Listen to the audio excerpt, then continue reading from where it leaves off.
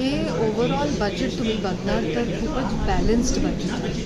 आणि most important काय आहे, फिस्कल डेफिसिट मेंटेन केला आहे, इकॉनॉमिक्स ठेवला आहे. इनफॅक्ट थोडं कमी झालं आहे, 2027 आणखी थोडी कमी होणार.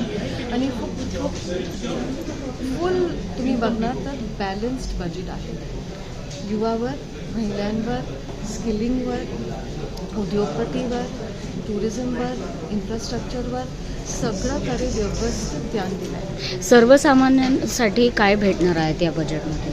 सर्वसामान्यांमध्ये खूपच तुम्ही पॉझिटिव्हली बघणार तर त्यांनी जॉब अपॉर्च्युनिटीज, हेल्थकेअर, आमचे जे फार्मर्स आहेत, ते आमचे युवा आहेत, त्यांच्यासाठी सगळीकडे त्यांनी अपॉर्च्युनिटीज उघडले.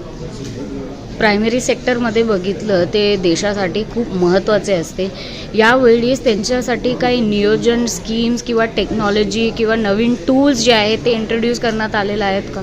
ऑफकोर्स हेच प्रोग्रेसिव्ह आउटलुक आहेत भारत सरकारच्या.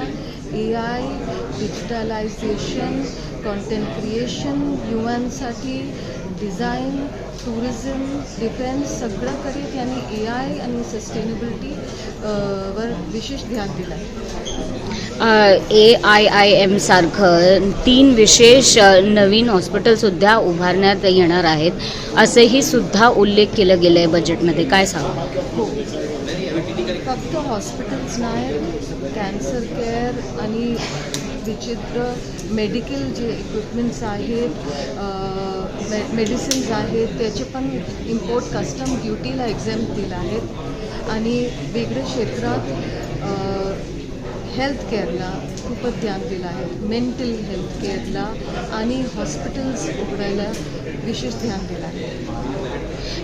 कनेक्टिव्हिटीवर जर बघितलंस तर हाय स्पीड रेल जे आहे त्याच्यासाठी या बजेटमध्ये उल्लेख केलं गेलं आहे, नवीन इंट्रोडक्शन केलं गेलं आहे. काय सांगणार आहोत?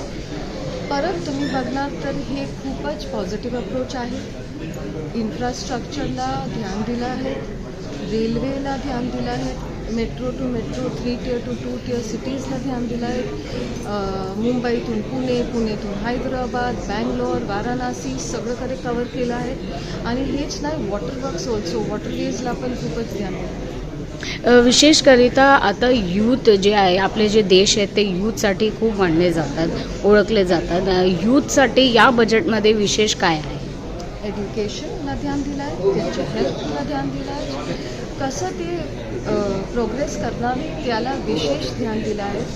AI, डिजिटलायझेशन, त्यांच्यासाठी कॉलेजेस उघडलेत, विमेन्ससाठी, महिलांसाठी त्यांनी हॉस्टेल्स उघडण्याची हे केली आहेत, कमिटी ठेवली आहे. आणि कॉन्टेंट क्रिएशन, डिझाईन मॅनेजमेंट सगळ्याकडे त्यांना व्यवस्था दिली.